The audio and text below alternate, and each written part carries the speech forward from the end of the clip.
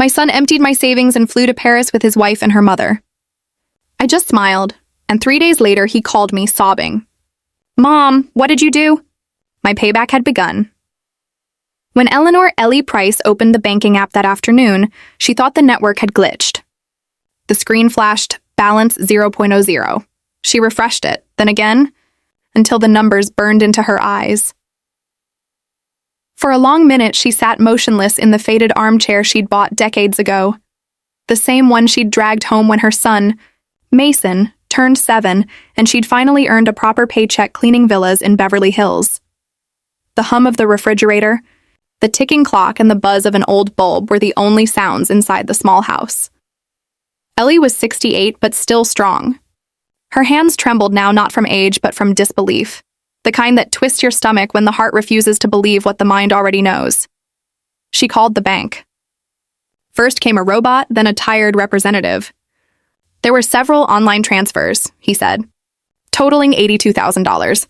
Her entire lifetime security, I'm gone. Where did the funds go? She whispered, though the answer sat heavy in her chest.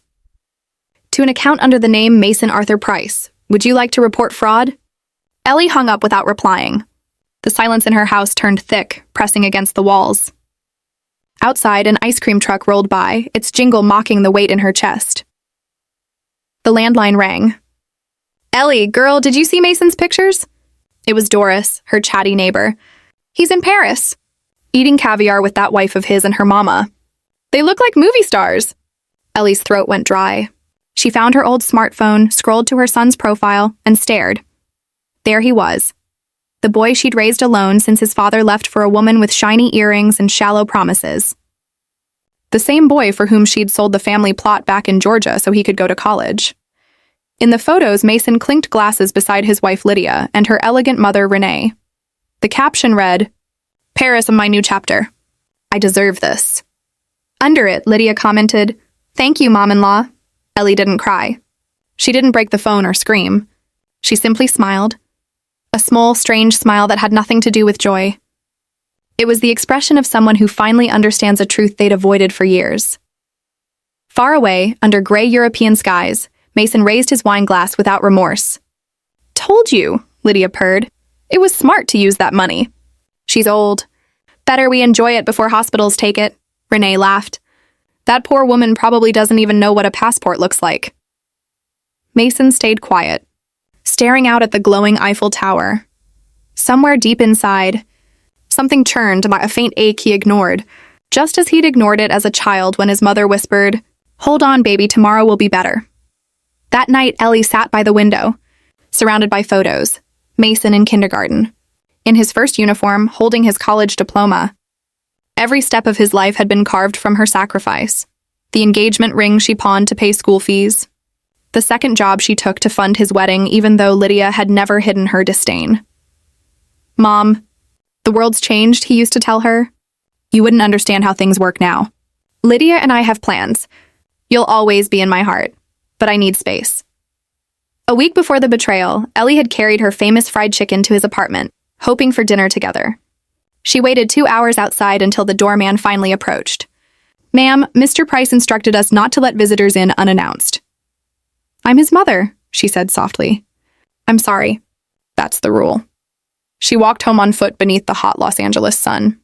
Every step replayed the choices she'd made for him, every meal skipped, every birthday spent alone while she worked overtime. That evening, Doris brought pecan pie and sympathy. He's just young, Ellie. Maybe he'll realize someday. Ellie stared at the window where streetlights flickered like dying stars. Do children ever truly regret it, Doris? They do. Once their mother's gone. Ellie's lips curved again, that same eerie, knowing smile. Then I'll smile now, she said quietly. Smile? I've cried enough. When a woman has nothing left to lose, even her silence becomes dangerous. The morning after the call from the bank, Ellie brewed chamomile tea in her chipped blue mug. Outside, dogs barked over a torn garbage bag, and the wind rattled the loose window pane. The world looked exactly the same, but inside her, something had changed forever. She opened her old recipe notebook, the one filled with handwritten dishes she never had time to cook, and wrote on the first blank page, "This is not the end." This is where silence begins. And silence can be sharper than a knife. She closed the book and leaned back in her chair, staring at the ceiling as though waiting for some invisible signal. That afternoon, her son's phone number appeared on the screen. She didn't answer. She knew what would come next: excuses, lies, or maybe even tears. But Ellie wasn't ready to listen. Not yet. Instead, she opened the drawer where she kept her passport, untouched for decades, and an envelope filled with old documents. The savings account papers, her pension slips, and a few faded certificates. She laid them neatly on the table and began sorting through them like a detective examining evidence from her own life. For hours, she traced signatures, compared dates, underlined inconsistencies. And then she found it, a bank authorization letter she'd never signed. The scrawl of her name looked clumsy, like a stranger imitating her shaky handwriting. Her chest tightened. So it wasn't an accident. It was planned. That night, she visited Walter. Walter Sanders had been her childhood neighbor and first crush, now an aging lawyer with a house full of papers and coffee that always smelled burnt. When Ellie knocked, he blinked in surprise. "Ellie, after all these years? I need help, Walter. I think my son's been using my name for things." Walter motioned her inside, listening as she explained everything. Then he rubbed his forehead. "Let me check, Ellie. I'll look into it quietly." Over the next few weeks, Walter combed through records and digital trails. When he called her again, his voice carried both anger and pity. "Your son listed you as guarantor for a joint account. The signature isn't yours, but it's on official files. They've been taking money from you for 6 months, slow enough that you wouldn't notice." Ellie didn't cry. She only asked, "Can you print everything?" When she returned home, she placed the papers in a shoebox beneath her bed. That night she couldn't sleep. Not because of the money, but because of the realization that Mason hadn't been tricked. He'd been willing. 2 days later, her phone buzzed again. A new post from Lydia flashed on the screen. "Paris sunsets with my forever. Thank you, Destiny." Ellie closed her phone. Then she whispered to the empty room, "Thank you, Destiny, and for opening my eyes." When she awoke the next morning, a fierce calm had settled inside her. She felt light, almost young, as she boiled water for tea. Her reflection in the window no longer looked like a helpless old woman. It looked like someone reborn, someone with purpose. As the kettle whistled, she drifted back in time. She was 14 again, cleaning the marble floors of rich people's homes in Brentwood. Her fingers cracked from bleach, her hair pulled tight into crooked braids. Her father had already vanished with another woman, and her mother had long stopped waiting at the window. At 17, Ellie had fallen for a boy 3 years older who promised her forever. He left the day he learned she was pregnant. She'd named the baby Mason, her whole world wrapped in one tiny heartbeat. To raise him, she scrubbed bathtubs by day and washed laundry at night. When she couldn't afford toys, she made him race detergent caps across the floor. When the cold crept through their cracked walls, she wrapped him in her work apron and hummed lullabies until dawn. When Mason turned 6, one of Ellie's employers, a movie producer's wife, offered to pay for his private school tuition if Ellie agreed to live in. Ellie didn't think twice. She moved into the servants' quarters and visited him only on weekends, each time bringing a notebook or a cookie from the boss's kitchen. Years rolled on, and Mason grew into a sharp young man. Ellie could barely write her own name, but she forced herself to learn signatures, just to sign his school forms. "Mom," he'd once told her, "when I make it big, I'll buy you a house where the cold can't reach you." And she'd smiled through tired eyes. "Just don't forget me, baby." But promises are easier made than kept. By the time Mason reached college, Ellie had sold her father's land, a small patch of Georgia earth she'd dreamed of turning into a cottage one day. She sold it cheap just to pay his tuition. "My son's going to be an accountant," she'd told the neighbors proudly. "He's going to have the life I never did." And he did, just not the way she imagined, because that's when Lydia appeared. And with her came the slow unraveling of everything Ellie had ever believed in. From the moment Lydia entered Mason's life, Ellie felt the ground shift. The young woman had the kind of beauty that demanded attention: sleek hair, manicured nails, and a smile that never quite reached her eyes. Ellie met her for the first time on a hot Sunday afternoon. Mason had invited her to dinner at Ellie's modest home in South Central Los Angeles. Ellie had spent all morning cooking roast beef, cornbread, and her famous sweet potato pie. She wanted everything to be perfect. When Lydia arrived with her mother, Renee, their perfume filled the small house. Lydia wore a white dress and sunglasses even indoors. Renee glanced around, her lips curling in polite distaste. "What a cozy place," she said. "So vintage," Ellie laughed softly. "It's old, not vintage." Lydia gave a quick smile and brushed invisible dust off her sleeve. "I don't know how Mason grew up here," she whispered to her mother. Not softly enough. That comment, quiet as it was, pierced deeper than any insult. Ellie pretended not to hear, but that night when she washed the dishes, her tears mixed with the soapy water. After that dinner, Lydia began to take root in Mason's world. First, she started helping with his finances. Then she convinced him to move out of his small apartment into a nicer place, one Ellie couldn't afford to visit easily. Slowly, invitations stopped coming. Texts went unanswered. And when Ellie called, Mason's responses grew shorter each time. "Mom, I'm busy. Lydia and I are building our life now. You'll always be part of me, but I need to stand on my own. I only wanted to hear your voice, baby." "Please don't call me baby anymore, Mom. Lydia says it sounds childish." Ellie didn't argue. She just sat in silence, gripping the phone until her knuckles turned white. Months passed. Whenever she saw them on social media, vacations, designer restaurants, expensive cars, she convinced herself Mason was happy. That was all she wanted, wasn't it? For him to have a better life. But beneath that pride simmered something darker. An ache that whispered, "He's forgetting who you are." One evening, unable to bear the loneliness, Ellie decided to visit him unannounced. She carried a tray of pot roast and warm biscuits wrapped in foil. At his apartment gate, the security guard shook his head apologetically. "I'm sorry, ma'am. Mr. Price asked not to allow visitors without notice." She swallowed hard. "Even his mother?" He looked away. "Especially his mother, ma'am." Ellie walked home in silence, each step heavier than the last. The city lights blurred through her tears. She had never felt so invisible. When she reached her small living room, she placed the untouched food on the table and whispered, "You've grown, Mason.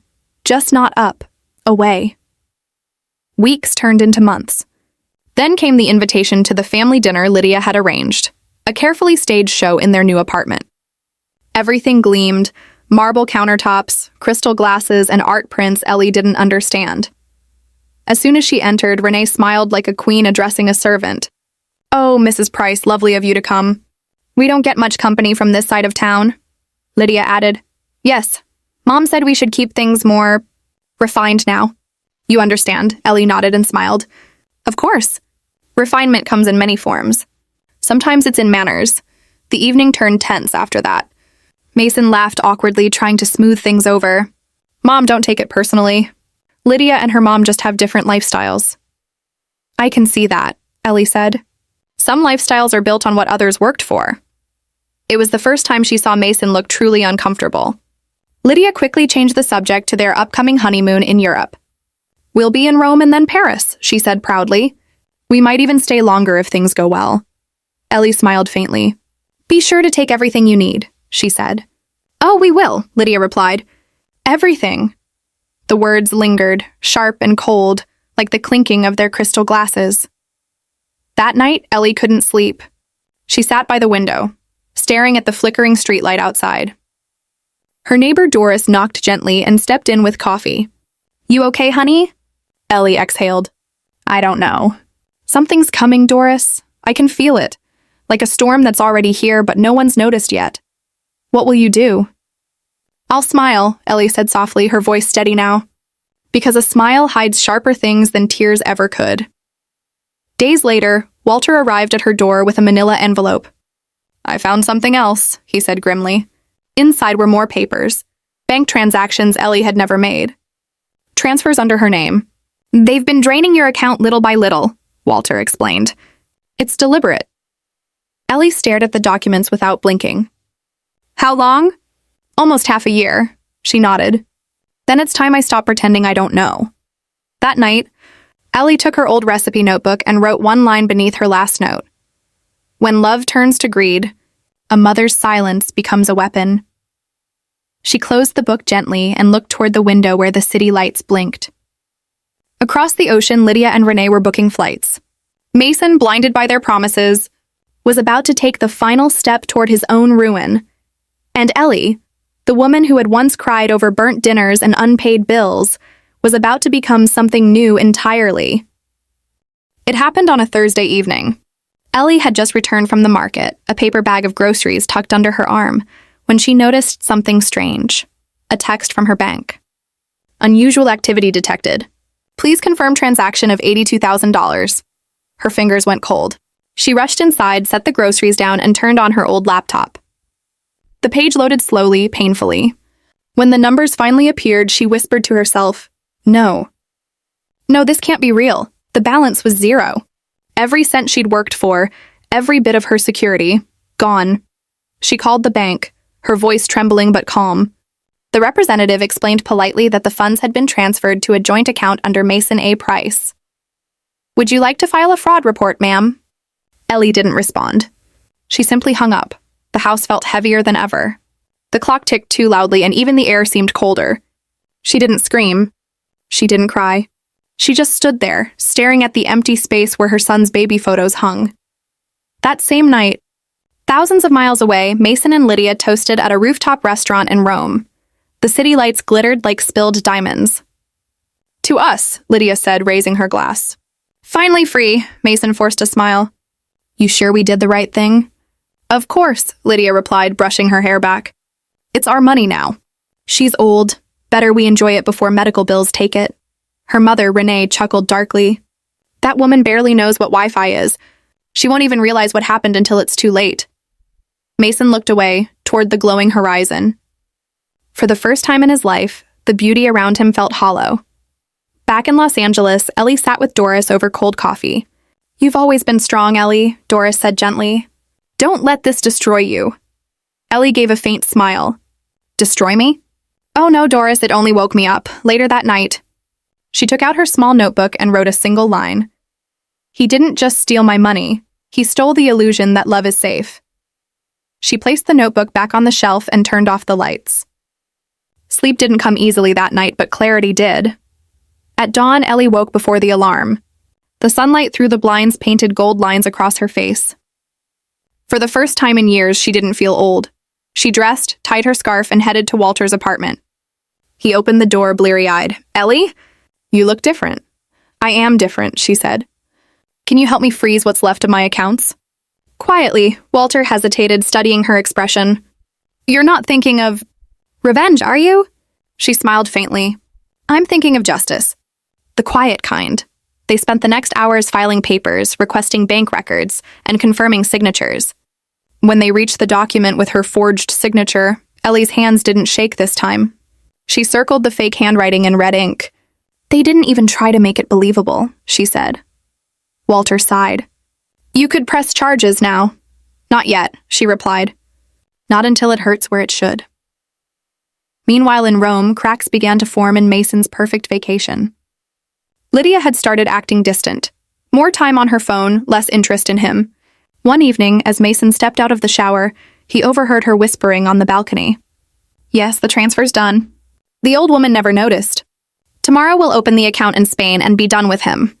He still thinks we're in this together. Mason froze. The towel slipped from his hand. He didn't move, didn't breathe. The words replayed in his head like a curse. Be done with him. He walked back into the room silently. Lydia was already pretending to sleep. He lay beside her, eyes wide open, realizing for the first time that betrayal had a familiar shape, his own. That same night, Ellie brewed tea and stared at the steam swirling from her cup. The whistle of the kettle took her back years, to the time she worked long hours just to buy Mason new shoes. She had endured poverty, humiliation, exhaustion. But this pain was different. It was clean, sharp, and strangely freeing.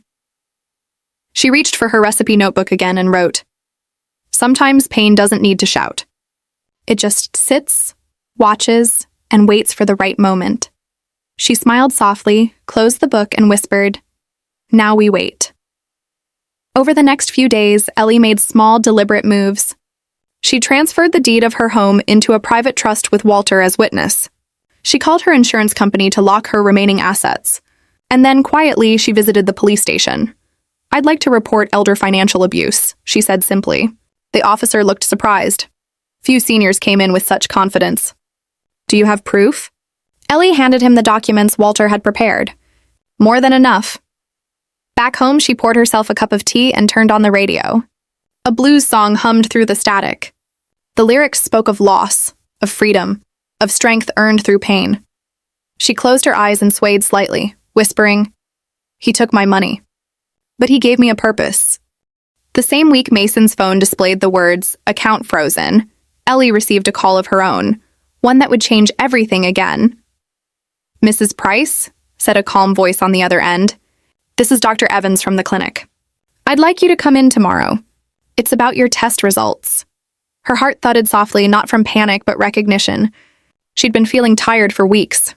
Dizzy spells, bruises that wouldn't fade, a constant chill in her bones. Still, she hadn't expected this. When she entered the doctor's office the next morning, her scarf tied neatly around her hair, she noticed his eyes. Kind, but heavy. He didn't dance around the truth. "It's leukemia, Miss Eleanor. Late stage." The words hung in the air like smoke.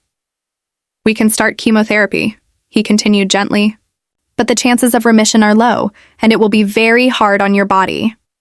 Ellie looked at the small potted plant on his desk. Its leaves were wilting, yet still green at the edges. "Will the treatment make me live longer?" she asked. "Possibly, but it may also make the time you have left harder." "Then no," she said quietly. "I've had enough hard years already." The doctor looked at her in disbelief. "Are you sure?" Ellie smiled faintly. "Completely. I don't want to die in a hospital gown. I want to die standing." She left the clinic without tears. The sun outside was bright, almost too bright. She felt the heat on her face and thought, 6 months. That's enough to finish what she had started. That afternoon, she visited Walter. He opened the door, startled by her sudden calm. "Ellie, you look pale." "I'm dying," she said simply, sitting down. "But that's not what matters right now." Walter froze.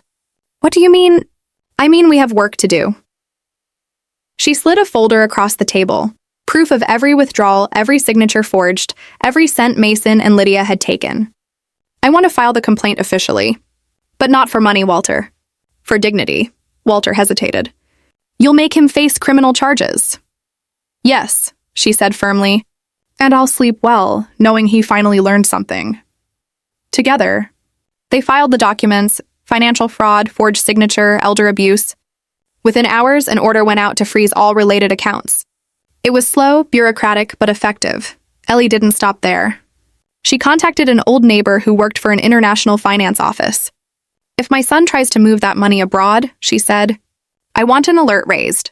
By nightfall, the trap was set. Across the ocean, Mason's world began to crumble piece by piece. At first, it was just embarrassment. A declined card at a cafe, a call from the bank that he couldn't understand. Then came panic. He tried calling Ellie, but she didn't answer. When he confronted Lydia, she brushed it off. "Relax, it's just a system error." But her voice trembled. Her phone buzzed nonstop. Hours later, Mason found messages he wasn't supposed to see, a string of texts between Lydia and another man. "He's pathetic," Lydia wrote.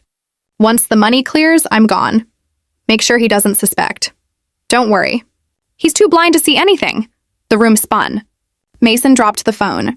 Everything he'd built, every lie he'd told himself, collapsed like paper in the rain. Meanwhile, Ellie was making her final preparations. She bought a new red notebook, bright and sturdy. On the first page, she wrote, "To my son Mason, I gave you everything. My hands, my youth, my dreams. You took what I had left, but now I take back what you stole. Peace." For weeks, she worked in silence, visiting offices, notarizing documents, closing accounts, signing reports. Walter accompanied her everywhere. Brenda, the retired accountant next door, helped organize the evidence. "You sure you want to go this far?" Brenda asked once. Ellie nodded. A mother's love doesn't mean letting her child become a thief. That night, she played an old blues record and wrote another line in her notebook. "Revenge is loud. Justice whispers." She looked at her reflection in the window. Her hair was thinning, her skin pale, but her eyes were fierce.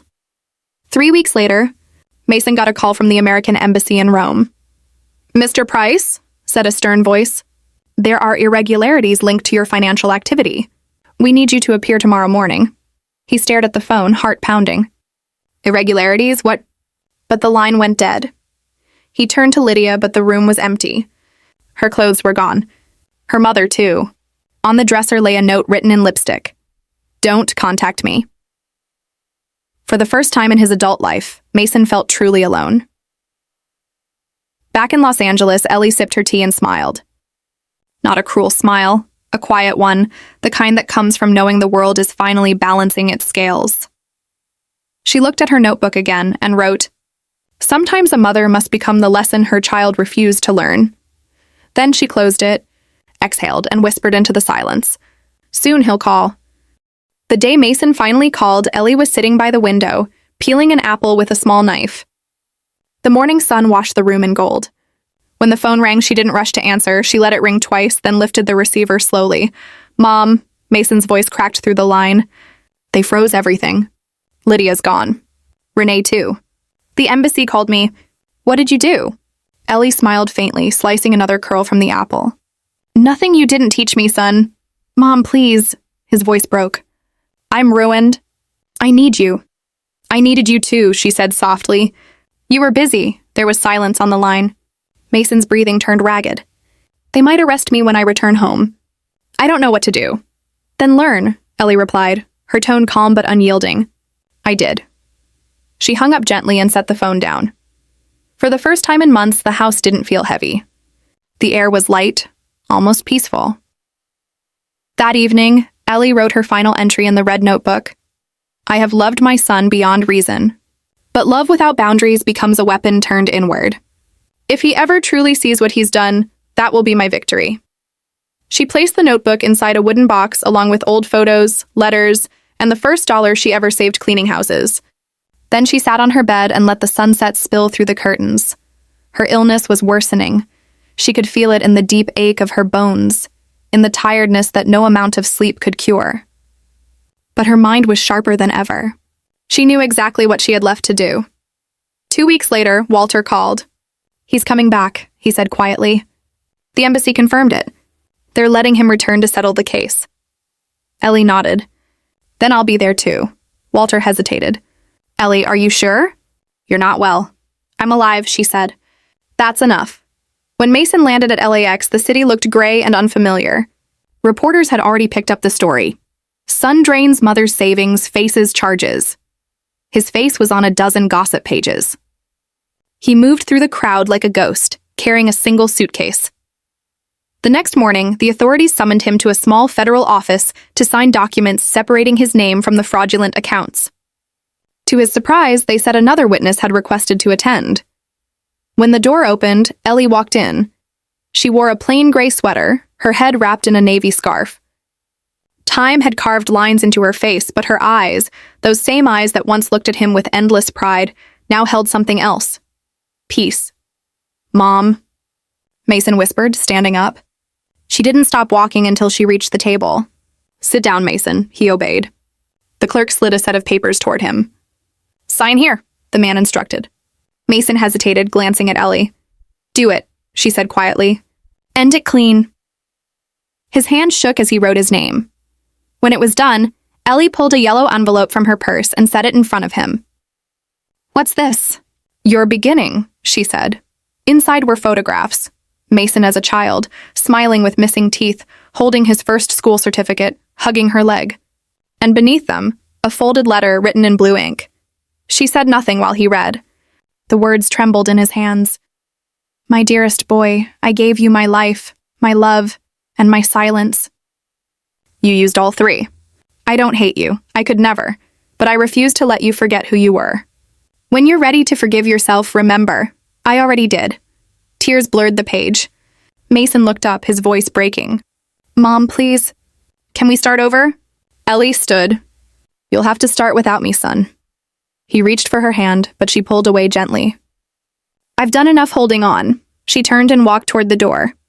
For a moment, Mason saw the woman she had always been. Small, tired, yet unshakable. Outside, the world moved on. Cars honked, people laughed, and the wind carried the faint smell of jasmine. Ellie smiled. Her work was done. Weeks later, Ellie's body finally gave up. The neighbors found her in her chair by the window, the red notebook resting on her lap, a faint smile frozen on her lips. There was no struggle, no pain, only peace. At her small funeral, Walter stood silently beside Brenda, while the neighborhood children placed wildflowers on her coffin. Mason came late. He didn't speak to anyone. He just placed a single white rose on her grave and whispered, "I understand now." That night, he returned to her house, now empty, yet filled with her presence. On the table lay the wooden box. Inside it, the photo of him as a child, and one last note in her handwriting. "Love isn't something you demand, Mason. It's something you give, freely, honestly, without debt. If you've learned that, you're already forgiven." Mason folded the note and pressed it to his heart. Then, for the first time in years, he sat in his mother's old rocking chair and watched the sun rise. He didn't cry loudly. He didn't scream. He simply whispered to the air, "Thank you, Mom." And the wind, soft and warm, felt almost like her hand on his cheek.